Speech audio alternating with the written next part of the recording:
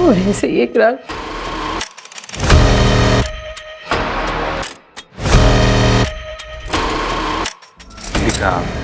बहुत थक गया हूँ, नींद आ रही है।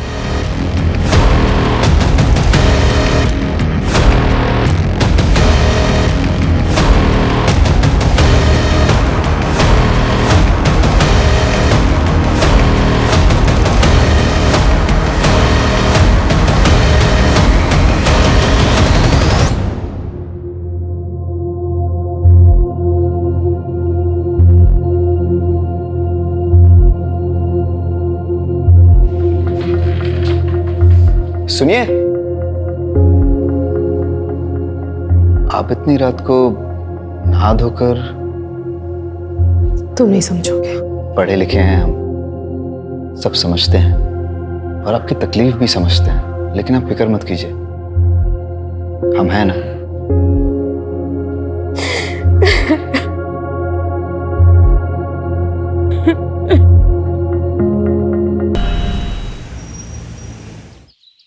संध्या। हाँ आ रही हूँ। ये लीजिए आपका टिफिन। संध्या, इस घर में अकेली रह लोगी? ये शहर, ये जगह तुम्हारे लिए बिल्कुल नहीं है। शादी के पूरे 3 साल बाद मुझे अपना कहने को घर और संसार मिला है। आप यहाँ अकेले थे, वहाँ मायके में मैं अकेली थी। अब जाके हमारा अपना घर संसार शुरू हो रहा है। आप देखिएगा, मैं इस घर को ना बड़ी अच्छे से सजाऊंगी। फिलहाल तो ये घर किराए का है, लेकिन बहुत जल्दी अपना घर होगा। जैसा भी होगा, है तो अपना ही घर ना। अच्छा सुनो, ऑफिस के लिए लेट हो गई, चलता हूँ। अच्छा, अपना ख्याल रखना। आप भी। बाय। बाय।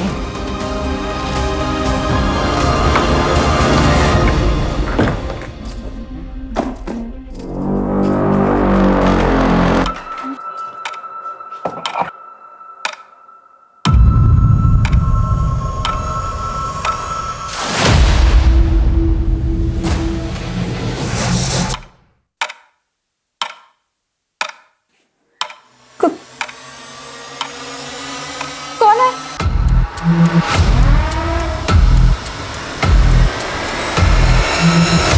कौन है?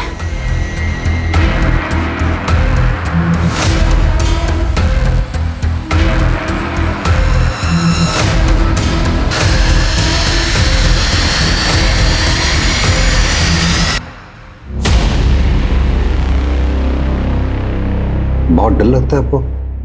नहीं, तो प्रॉब्लम क्या है? डिप्रेशन। मर जाने को दिल करता। लाइफ की ये टेंशन मुझे बर्दाश्त नहीं हो रही है। आपके अंदर काफी कुछ दबा हुआ है जो आपको बाहर लाना होगा। मैं आपकी मदद करूंगा, जज भी नहीं करूंगा आपको।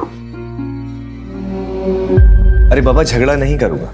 अच्छा तुम बैठो तरफ। और जैसा तुमने बताया कि दोनों दरवाजे बंद थे, इस शहर में नहीं, इस घर में भी तुम अकेली, सिर्फ तुम्हारा वहम होगा। एक काम करते हैं, तुम्हें चीयर अप करने।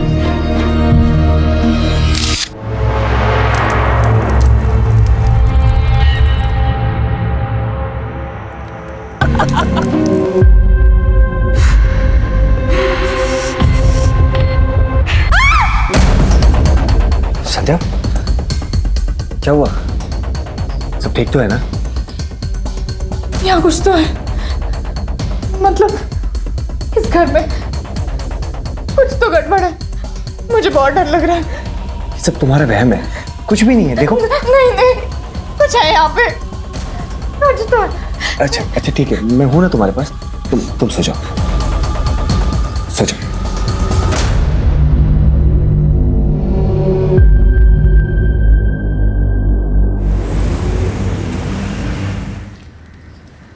माँ, मुझे बहुत डर लग रहा है। पता नहीं ऐसा क्यों लगता है कि कोई संकट आने वाला है। कभी कभी किसी घर में वास्तु दोष होता है, किसी पंडित को बुलवाकर वास्तु शांति की पूजा पाठ करवा लो, सब ठीक हो जाएगा।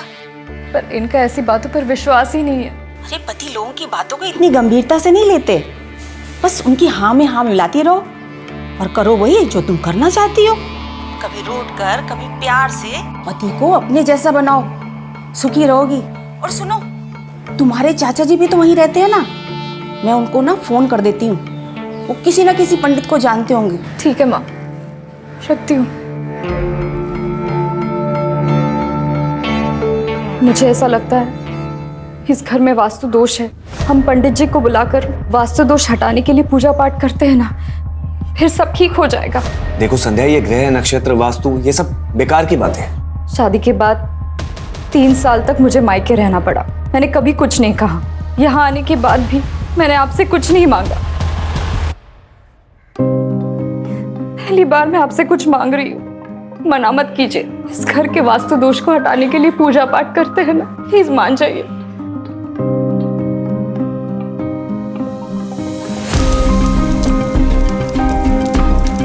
ओम भू स्वाहा तत्सवितुर्वरेण्यं भवे सर्वार्थ साधिके शरण।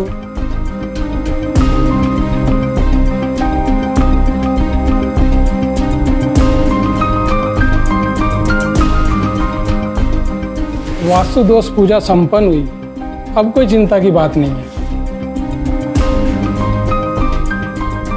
बस इस जल को घर के अंदर बाहर सभी जगह छिड़क दीजिए, सारे वास्तु दोष दूर हो जाएंगे। जी पंडित जी। अच्छा यजमान, आज्ञा दीजिए। जी।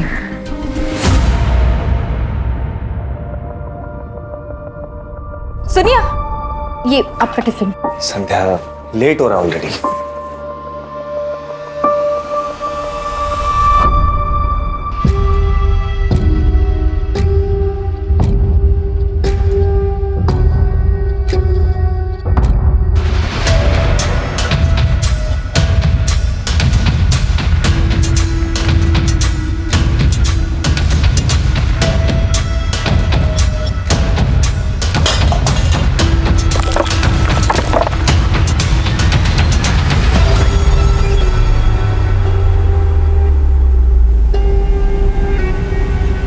धक्के से कैसे टूट गया ये? हेलो, मैं संध्या बोल रही हूँ। यहाँ कोई मिस्त्री है क्या? हाँ, वो तंदूर ठीक कराना था।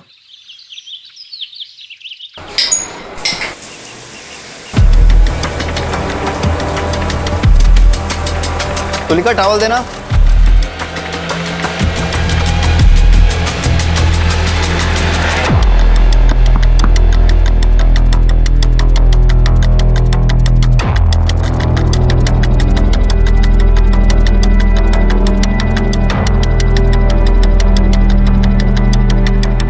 तुलिका, जब तक मैं घर वापस नहीं आता दरवाजा बिल्कुल मत खोलना।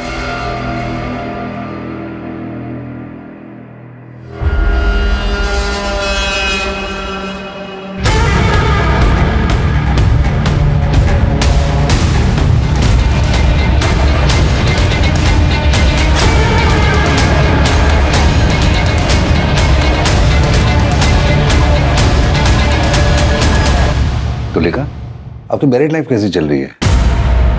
I mean love life. Married life और लव लाइफ बहुत अलग अलग होते हैं सर। मेरी शादी एक पैसे वाले अधेड़ उम्र के आदमी से हुई थी। हस्बैंड वाइफ का रिश्ता तो बस नाम का ही था। ना वो मुझे कभी हस्बैंड का सुख दे पाए और ना मुझे कभी वाइफ होने का सुकून मिला। मेरी जिंदगी बस एक कोरा कागज बनकर रह गई। ऐसे में मेरी जिंदगी में कोई ऐसा आया जिसने मेरी पूरी जिंदगी बदल कर रख दी।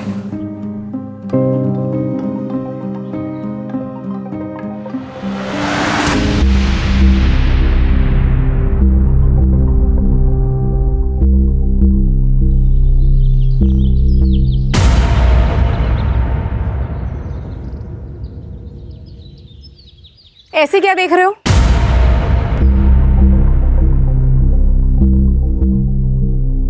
आप हैं ही इतनी खूबसूरत, बचपन से फैन रहे हैं आपके।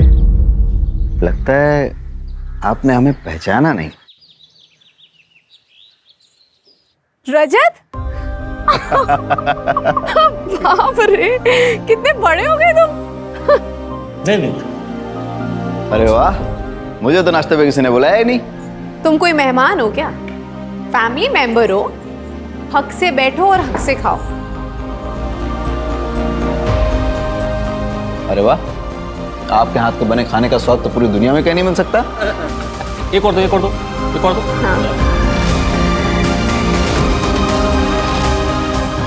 मुझे प्यार की ज़रूरत थी, मैं प्यार को एक्सपीरियंस करना चाहती थी,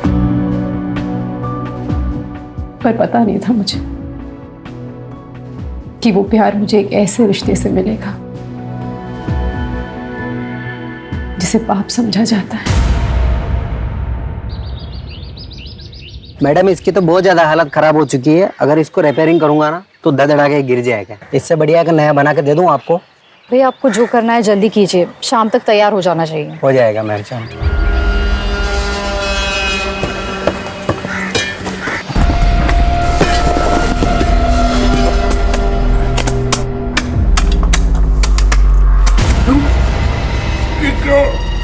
मैडम को बुला ले। ये देखिए मैडम,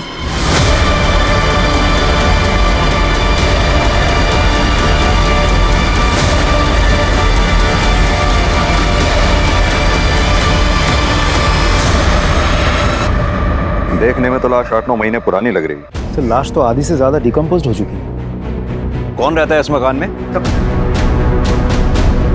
मेरा नाम है श्याम श्रीवास्तव। ये आप ही का मकान है? नहीं सर, हम तो किराए पे रहते हैं सर। इसके मालिक तो बगड़िया जी। मैंने उन्हें फोन किया, वो आते ही होंगे।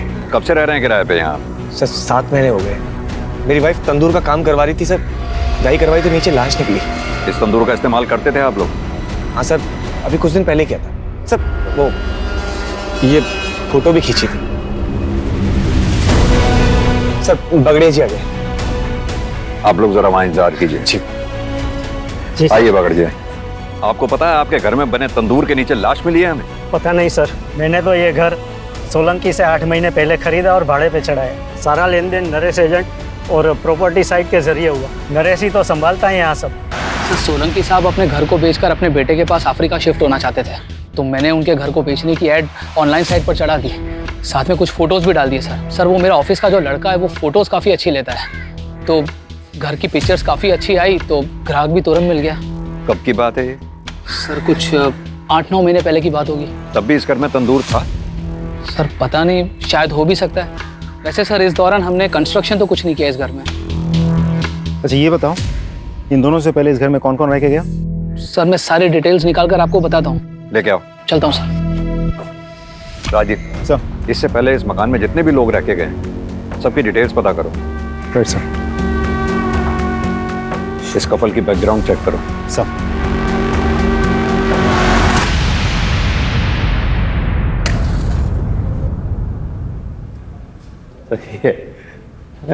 अरे वाह, शादी के 3 साल होने के बाद भी इतना प्यार कैसे कर लेते हैं? अरे भाई करना ही पड़ता है। पत्नी से प्यार नहीं करेंगे तो घर गृहस्थी का पंचनामा बनवाना है क्या? और इनसे प्यार करने के अलावा हमारे पास कोई और रास्ता है क्या? अरे अरे भाई जरा संभल के, आपको पता है ना आप हमारी मासी के बारे में बात कर रहे हैं। चांद निकल आया। हाँ चलो चांद निकल आया। आओ।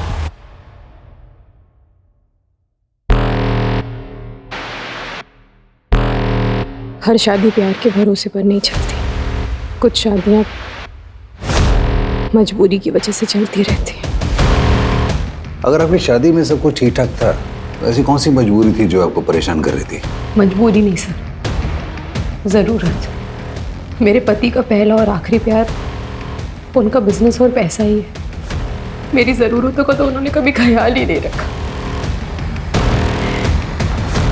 अपनी इच्छाओं को दबाने के लिए रोज रात को ठंडे पानी से नहाना पड़ता था सर। और ऐसे ही एक रात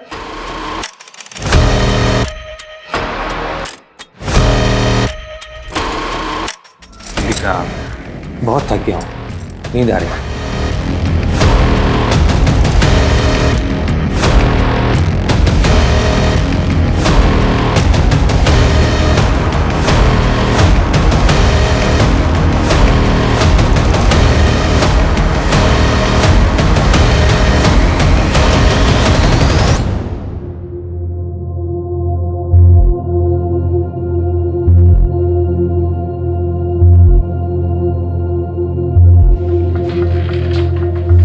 सुनिए,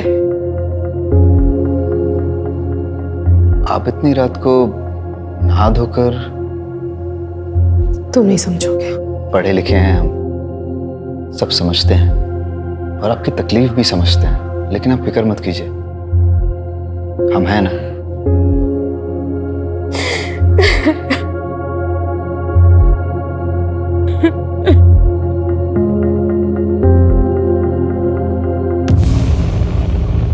सर, पोस्टमार्टम और फॉरेंसिक रिपोर्ट आ गई है। आपका शक सही था, लाश लड़की की ही है। मौत करीब 7 से 8 महीने पहले हुई है। उस दौरान किसी लड़की की मिसिंग कंप्लेंट आई थी क्या? एक औरत ने मिसिंग कंप्लेंट लिखवाई थी सर, लेकिन सर वो औरत कुछ दिनों के बाद वापस आई और मिसिंग कंप्लेंट वापस ले लिया।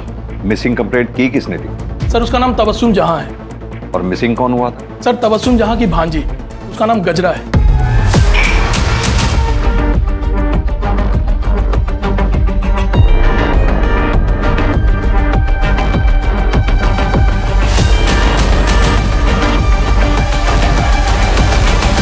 ये तबस्सुम का पता निकालो और उसे पूछताछ करो। लेकिन सर जो तबस्सुम जहां का एड्रेस है वो रेड लाइट एरिया का है सर।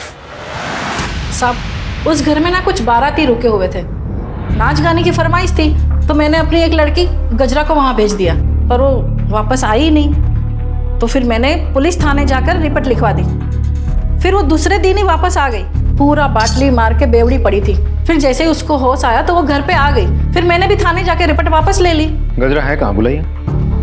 उसे टीबी हो गया था ना साहब, तो नाच गाना छोड़ के वो अपने गाँव चली गई। उसका फ़ोन नंबर दीजिए।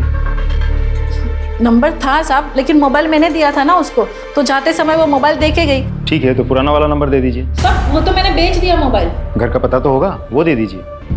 मेरे पास नहीं है साहब। राजीव, दाल में कुछ काला है। गजरा को ढूंढो पहले तुम। और हाँ, इस तबस्सुम की भी डिटेल्स निकलवाओ।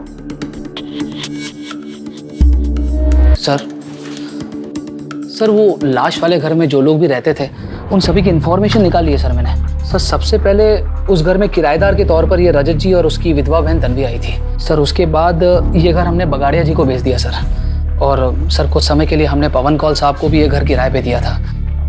सर उसके बाद हाँ, ये जोशी जी के बेटे की शादी थी सर, तो उसके काफ़ी सारे दोस्त आए थे यहाँ पर। रजत और उसकी बहन की डिटेल्स? सर एक्चुअली वो डायरेक्ट पार्टी थी सोलंकी जी की, तो उन्हीं के पास सारी डिटेल्स होगी। लेकिन हाँ सर, मैंने रजत जी का फ़ोन नंबर निकाल लिया सर उनके पड़ोसियों से।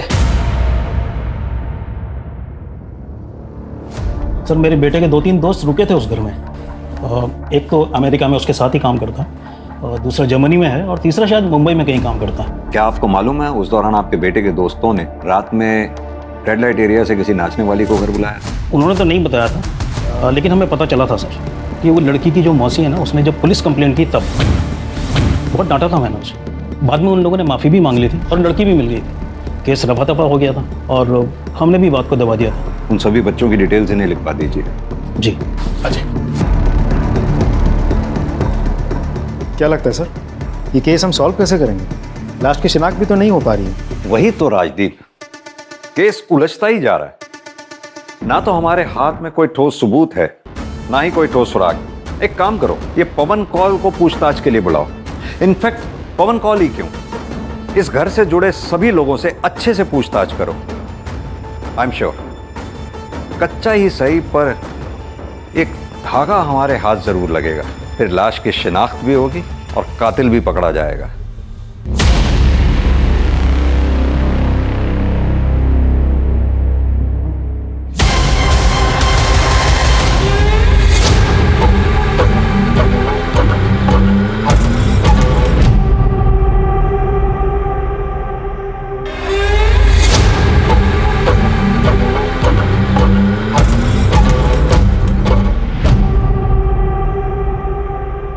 पर सर हमारा एक और फ्रेंड था समीर, काफी टाइम से उससे कोई कांटेक्ट नहीं हुआ है। वो शायद मुंबई में रहता है सर।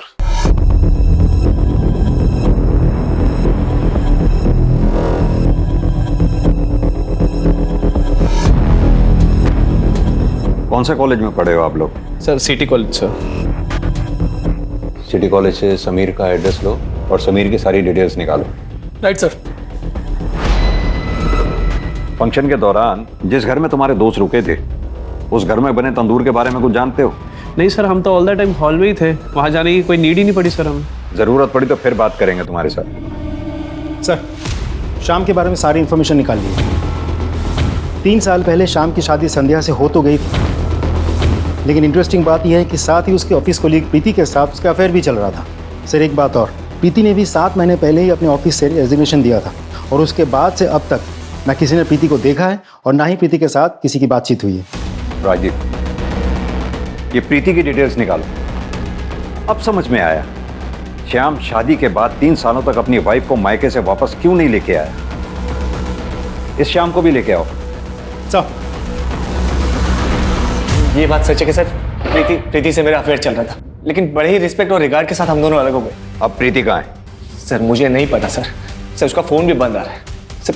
उसने अपना सोशल मीडिया से अकाउंट भी डिलीट कर दिया। सर तेरे घर में तंदूर के नीचे जो लाश मिली वो कहीं प्रीति की तो नहीं है? सर नहीं, ऐसा नहीं हो सकता सर। मैं प्रीति से बहुत प्यार करता हूँ सर, मैं उसे क्यों मारूंगा? ऐसा भी तो हो सकता है कि प्रीति को तेरी शादी के बारे में पता चल गया था और तुझे इस बात का डर था सबके सामने हुआ कि पोल ना खोल दे, इसके वजह से तूने उसको मार दिया ना। सर मैं सच कह रहा हूँ सर। मैंने कुछ नहीं किया सर। इसके फोन से प्रीति की फोटोग्राफ्स लो, उसका नंबर लो और उसे कांटेक्ट करो। फोन दे। सर, नंबर तो डज नॉट एग्जिस्ट बता रहा है। प्रीति का फोन बंद होने से पहले कहां पे एक्टिव था, उसकी लास्ट लोकेशन पता करो, उसके कॉल डिटेल रिकॉर्ड्स भी निकालो, प्रीति के ऑफिस के रिकॉर्ड से उसका परमानेंट एड्रेस भी पता करो। सर फोन कॉल आया है, बुलाओ उन्हें। जी सर। देखिए सर, मेरे बेटे के जनेऊ संस्कार का फंक्शन था, बहुत सारे रिश्तेदार आए थे, इसलिए मैंने वो घर कुछ दिनों के लिए किराए पर लिया था। आपके रिश्तेदार जो उस घर में ठहरे थे, क्या उनमें कोई महिला भी थी? नहीं सर, वहाँ तो सारे जेंट्स रुके हुए थे, सारी लेडीज मेरे घर पे रुकी हुई थी और उनमें से कोई भी ना तो गायब है और ना ही किसी की डेथ हुई है। उस घर में आपने अपने रिश्तेदारों के लिए क्या किसी तंदूर का इस्तेमाल किया था? सर सारा खाना तो मेरे घर पे बन रहा था और ये एक धार्मिक कार्यक्रम था, इसलिए भोग तो अपने घर की रसोई में ही बनता है ना, फिर मैं वहाँ तंदूर क्यों लगवाऊंगा। ठीक है मिस्टर कॉल, अभी आप जा सकते हैं, जरूरत पड़ी तो फिर बुलाएंगे आपको। Thank you sir. अब सिर्फ रजत ही बचा है। राजीव, भोपाल जाके रजत से अच्छे से पूछताछ करो। सर। शुक्ला, प्रीति के पेरेंट्स का पता लगाओ और प्रीति के बारे में पूछताछ करो। Right sir. धीरे धीरे मेरे और रजत के बीच की नजदीकियां बढ़ने लगी और फिर एक दिन क्या कर रहे तुम लोग? क्या कर रहे तुम लोग? हैं? मेरे घर में तू साला मेरे पति को बहुत गुस्सा आया, उन्होंने मुझे बहुत मारा पीटा, बहुत। आप इतना सब कुछ सह क्यों रही हैं? आप पढ़ी लिखी हैं, अपनी नई जिंदगी दोबारा शुरू कर सकती हैं। मेरे साथ अपने दिल के हाथों मजबूर होकर मैंने एक फैसला लिया और उस एक फैसले ने मेरी पूरी जिंदगी बदल दी। प्रीति ने तो हम सबसे ही रिश्ता तोड़ दिया है। हम नहीं चाहते थे कि वो अकेले इंदौर जाए और वहां जाकर नौकरी करे, पर उसके तो शुरू से ही बड़े बड़े सपने थे। बस उन्हीं को पूरा करने के लिए घर छोड़कर चली गई। जब से गई है ना कोई कॉल ना कोई मैसेज। देखिए, हमें एक लाश मिली, बॉडी की शिनाख्त के लिए हमें आप दोनों लोगों के डीएनए सैंपल की जरूरत है।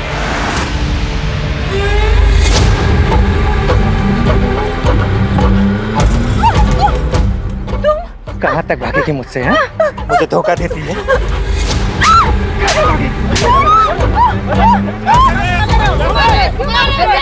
पागल है भाई साहब, पता नहीं कब से मेरा पीछा कर रहा है। तो कहीं से भी खोद के जिंदा गाड़ दूंगा तुझे। तुम नरेश के यहाँ काम करते हो? जी सर।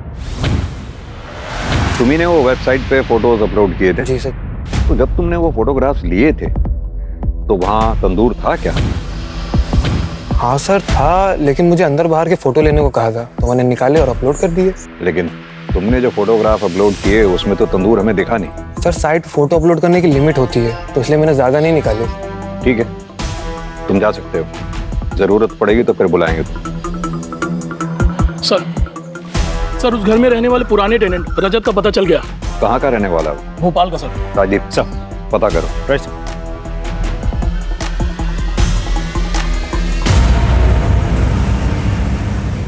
हाँ सर, हम वहीं पे रहते थे अपनी बहन के साथ। आपका नाम? तन्वी। और वहाँ का तंदूर भी कभी कभी इस्तेमाल करते थे। लेकिन आप ये सब क्यों पूछ रहे हैं? क्योंकि आपके पुराने घर के तंदूर के नीचे से हमें ये लाश मिली है। क्या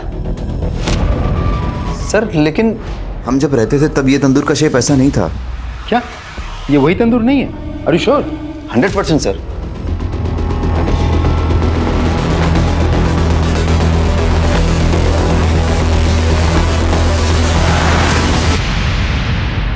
प्लीज मुझे छोड़ के मत जाओ।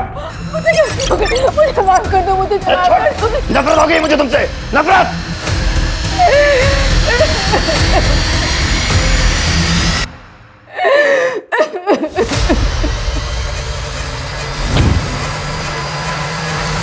रजत ने राजदीप को बताया कि उसने पिक में जिस तंदूर की फोटोग्राफ देखी वो वैसी नहीं है जैसी उसने उस घर में देखी थी। यानी कि ये जो कुछ भी घटना घटी है वो रजत के मकान छोड़ने के बाद घटी है। उस एरिया के आसपास जितनी भी बिल्डिंग मटेरियल शॉप्स हैं वहां पता करो कि पिछले 7-8 महीनों में ये हमारी सस्पेक्ट्स लिस्ट में से क्या कोई ऐसा है जिसने तंदूर बनाने जैसा सामान, सरिया, चूना, सीमेंट इत्यादि, और सबसे इंपॉर्टेंट जीटी ब्रांड की ईंटें जो हमें मौकाए वारदात से मिली थी, खरीदी हैं। हर एरिया में एक वॉचमैन होता है। वॉचमैन को पता होता है उस एरिया की एक्टिविटीज के बारे में। इस एरिया के वॉचमैन से बात करो, देखते हैं क्या बताता है।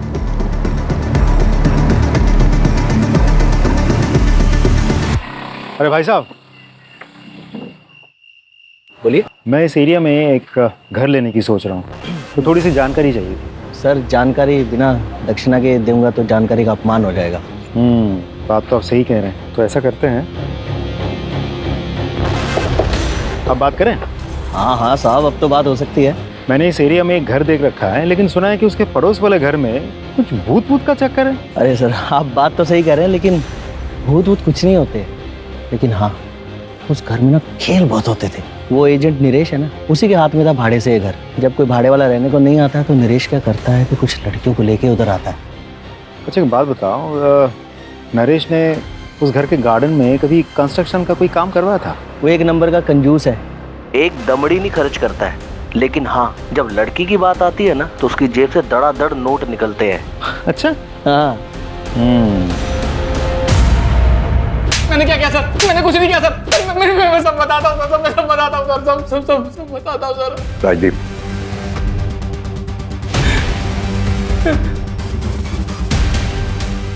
बता। सर मैं मानता हूँ कि मैं रंगीन मिजाज का इंसान हूँ, अय्याशबाज हूँ। उस घर में मैं लड़की लेकर आता था पैसे देकर एंजॉय करने के लिए, लेकिन सर मैंने किसी का मर्डर नहीं किया सर। मैंने सच्ची में किसी का मर्डर नहीं किया सर। ये भी तो हो सकता है तूने किसी को अय्याशी के लिए बुलाया हो, किसी बात पे अनबन हो गई हो, तुझे गुस्सा आया, तूने उसे मार दिया, गाड़ दिया वहां पर, और अब हमारे सामने शराफत का नाटक कर रहा है। नहीं सर। राजदीप सर, इसकी सारी हिस्ट्री और ज्योग्राफी निकालो। सर मेरा यकीन मानिए सर, मैंने कुछ नहीं किया। मैंने कुछ नहीं किया सर। मैं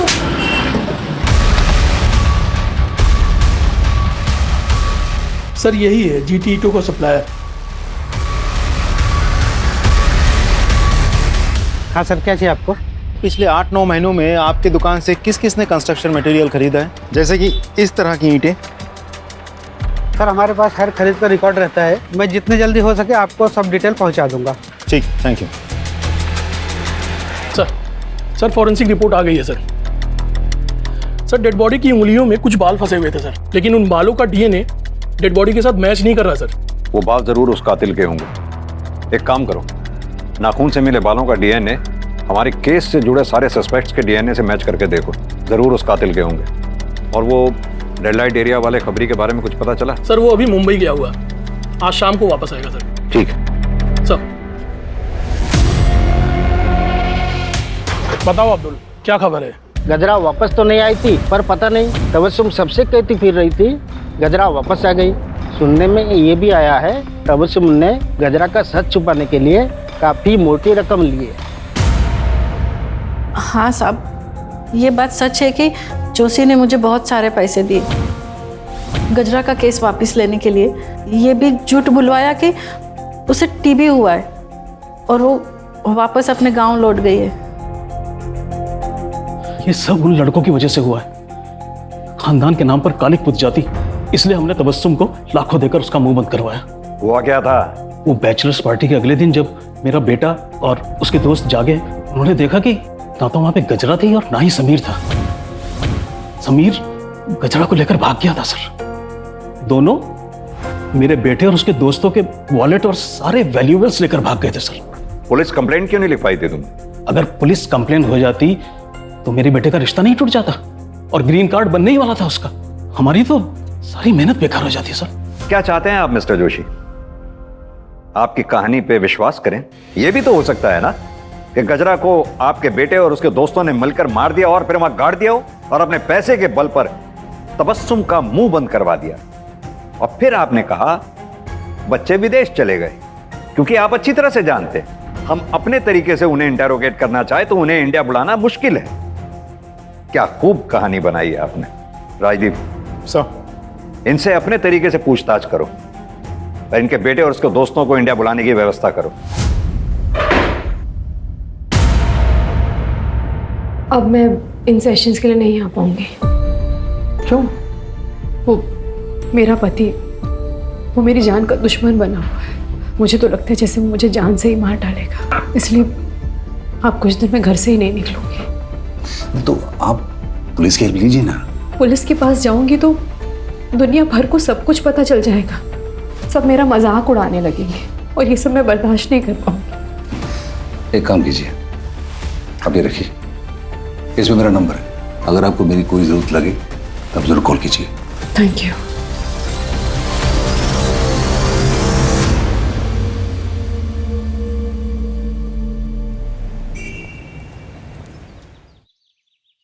सर, समीर के आधार कार्ड नंबर से हमने मोबाइल ऑपरेटर से पूछताछ की है। एक नंबर मिल गया है जो समीर के आधार कार्ड पर रजिस्टर्ड था, लेकिन वो नंबर लखनऊ का है। हम लखनऊ पुलिस से कोऑर्डिनेट कर रहे हैं, बहुत जल्द वो हमारी गिरफ्त में होगा। Good work Rajdeep. Thank you sir. Sir, प्रीति के पेरेंट्स की डीएनए रिपोर्ट आ गई है सर। प्रीति के पेरेंट्स का डीएनए लाश के डीएनए से मैच नहीं हो रहा है। इसका मतलब ये लाश प्रीति की नहीं है। सर, इसका मतलब तो ये भी होता है कि श्याम कल्प्रिट है ही नहीं।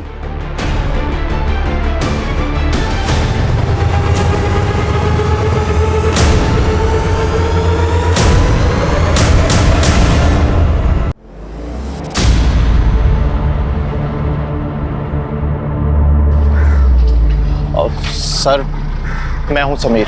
आप लोग मुझे ही ढूंढ रहे थे और ये धंधे वाली नहीं। अच्छे पैसे मिलेंगे तुझे। उसकी बात समझ नहीं आ रही है, वो मना कर रही है ना। छोड़ छोड़ इसे। तुमने मुझे आज बचा लिया है, पर जिंदगी भर तो नहीं बचा पाओगे ना। आज तुम्हें बचाया है, ऐसे हर बार बचाऊंगा।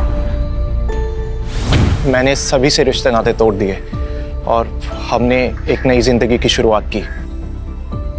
हम ये कैसे मान लें कि यही गजरा है? कोई आईडी वगैरह है आपकी?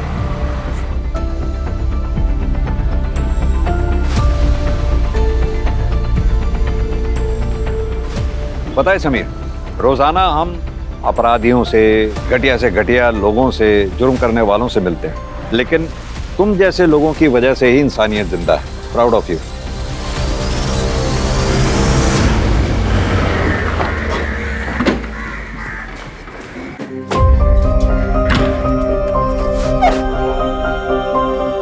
संध्या जी, आपके घर में जो लाश मिली थी वो प्रीति की नहीं है और उस लाश के साथ आपके पति का कोई कनेक्शन नहीं है। आपके पति निर्दोष है। भगवान ने मेरी सुन ली। मैं पूरे 11 नारियल की पूजा करूंगी। अब हम इस घर में नहीं रहेंगे, कहीं और जाकर रहेंगे। अच्छा हुआ कि इस मनहूस घर को छोड़ के जा रही हो। अरे श्रापित है ये घर, जो यहाँ रहने आता है सब पागल हो जाता है। चलो, देरी हो रही है। मैडम, एक्सक्यूज मी, एक मिनट। जी, आपने वहाँ ऐसा क्यों कहा कि इस घर में जो भी रहता है पगला जाता है? वो रजत था ना, पुराना टेनेंट, उसकी बहन तन्वी, उसका भी यही हाल हुआ था। एक दिन मार्केट में मैंने बड़बड़ाते देखा था उसको। नहीं। तन्वी, अपनी क्या हालत बना रखी है तूने? चल मेरे साथ चल। वो तन्वी थी ना, वो बहुत बड़ी डिप्रेशन में चली गई थी। मैंने उसको साइकेट्रिस्ट से मिलने का सलाह दिया था, नंबर भी दिया था। 1-2 सेशन की, उसको सुधार आने लगा था और उसके बाद छोड़ दी। ये देखिए मुंह पे निखार भी आने लगा था, तभी टाइम का वो फोटो है ये।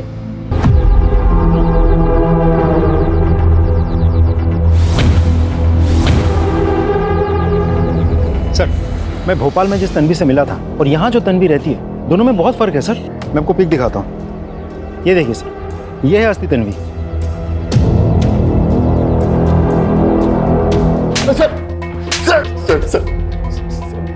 सर मैं सच कह रहा हूँ सर, मुझे नहीं पता कि तन्वी कहाँ है।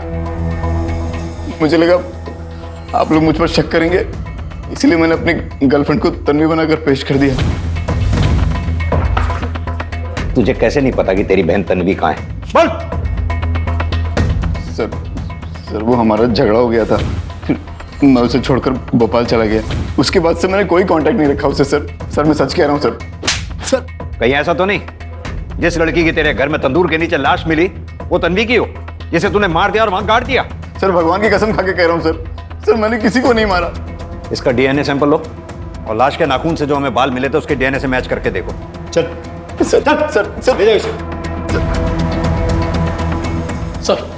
सर साइकेट्रिस्ट विनीत आए जो तन्वी का इलाज कर रहे थे। सर तन्वी का असली नाम तुलिका है और वो रजत की बहन नहीं, मौसी थी।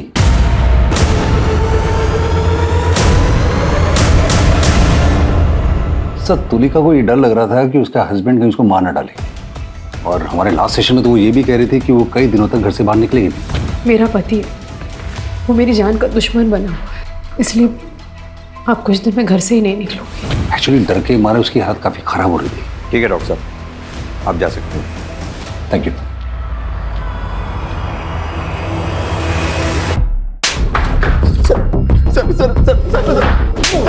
सर बताता हूँ सर मैं बताता हूँ सर मैं बताता हूँ सर। बता। सर तुलिका मुझे बहुत अच्छी लगती थी सर, फिर हमारा अफेयर शुरू हुआ और फिर हम दोनों घर छोड़कर भाग गए सर। लेकिन सच कह रहा हूँ सर मैंने किसी को नहीं मारा सर, मैंने तुलिका को किसी को नहीं मारा। तुलिका तेरी मासी है या कुछ और? इसकी असलियत तो तेरी माँ ही हमें बताएगी। अपनी माँ का नंबर और पता दे। तो मर गए दोनों मेरे लिए, मुंह दिखाने लायक नहीं छोड़ा। देखिए हम आपकी परेशानी समझ सकते हैं, लेकिन आपके बेटे रजत तुलिका ने आपके साथ जो किया वो गलत था। लेकिन हमें शक है कि हमने जिस लाश को बरामद किया है वो आपकी बहन तुलिका की ही है, और वो तभी साबित होगा जब उस लाश का डीएनए आपके साथ मैच होगा। दरअसल तुम तुलिका से नफरत करते थे, इसलिए तुमने तुलिका को मार डाला। नहीं सर, मैं तुलिका को मारना तो चाहता था पर मार ना सका। वो मेरे हाथों मरने से बच गई। शुक्ला, इनका डीएनए सैंपल लो। लाश के नाखून पे जो बाल मिले थे उनके डीएनए से मैच करके देखो। सर मौका वारदात में मिली उन ईंटों को लेकर हमने गहरी छानबीन की। उस तरह की ईंटें उन 3 महीनों के अंतराल में करीब 40 मिस्त्री और कॉन्ट्रैक्टर को बेची गई थी। हमने सबसे पूछताछ की, लेकिन किसी का भी कंस्ट्रक्शन का काम तब नहीं चल रहा था जब हमें उस तंदूर के नीचे गड़ी लाश मिली थी, सिर्फ एक को छोड़कर। कौन है वो? सर मिस्त्री रमेश, लेकिन वो फरार है। सर हमें लुकआउट नोटिस जारी करना पड़ेगा। आओ। सर डीएनए रिपोर्ट्स आ गई हैं, ये रही सर डेड बॉडी के साथ मिले बालों का डीएनए किसी भी सस्पेक्ट के साथ मैच नहीं कर रहा सर, लेकिन सर रजत की मां का डीएनए डेड बॉडी के साथ मैच हो गया। यानी कि लाश तुलिका की ही है।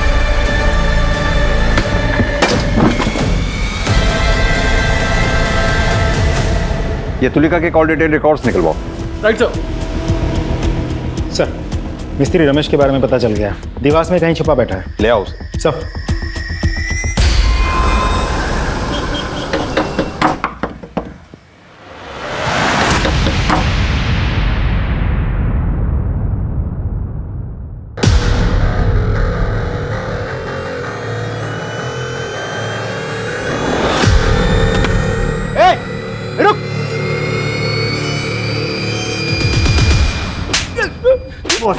इसको नहीं मारा है साहब। किसी को नहीं मारा है, तो फिर देवास में क्यों छुप के बैठा था? बोल। जब से तंदूर के नीचे से लाश मिलने की खबर आई, मैं घबरा गया था साहब। लेकिन क्यों घबरा गया था? साहब क्योंकि 4 लाश दफन थी साहब, मैंने उसी पे तंदूर बना दिया था, लेकिन मैंने मारा नहीं है साहब। तूने नहीं मारा तो फिर किसने मारा? वो साहब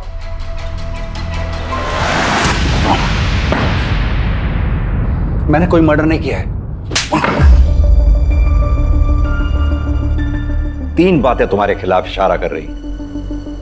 पहला, हमारे पास तुम्हारे मोबाइल लोकेशन रिपोर्ट जो साबित करती है इस बात को कि तुलिका के मर्डर के समय तुम वहीं थे।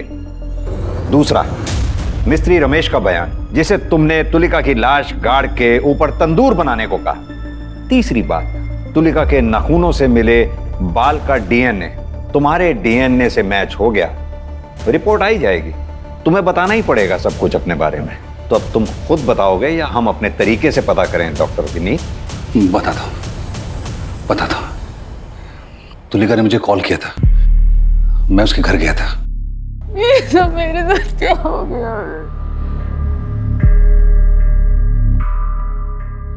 चलो।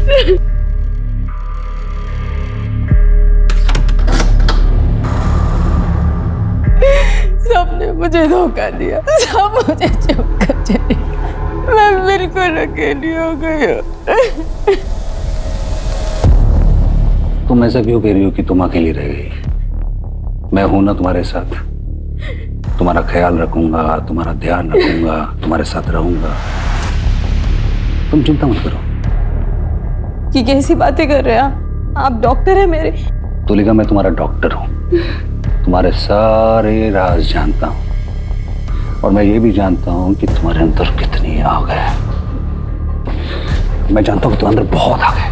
क्या कर रहे हैं? तुम्हारे इसी आग ने मेरे अंदर की आग को जला दिया है। क्या बकवास कर रहे हैं? अरे सुनो, वैसे भी देखो तुम्हारे, सुनो, तुम अपने भतीजे के साथ तो सोई हो ना, एक बार तुम मेरे साथ भी मान जाओ ना। और निकलिए यहाँ से। अरे तुलिका, तुम समझ नहीं पा रही हो, मैं चाहता हूँ कि तुम हम मिलके एंजॉय करें। मैं आपसे कह रही हूँ आप निकल जाइए वरना मैं शोर मचाऊंगी। अरे सोच के तो देखो, तुम्हें मैं अपना के एंजॉय करना चाहता हूँ, समझ के तो देख।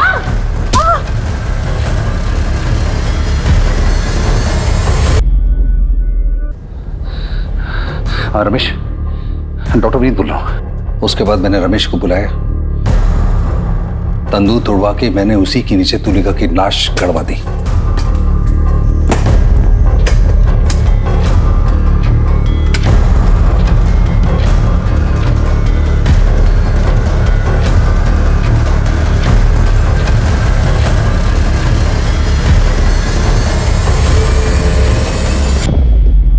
और उसके बाद मैंने फिर से एक नया तंदूर बनवा दिया।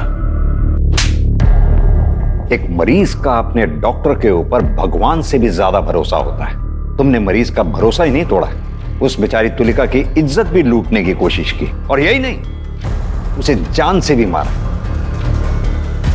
पूरी कोशिश करूंगा कि कम से कम तुम्हें फांसी की सजा जरूर मिले।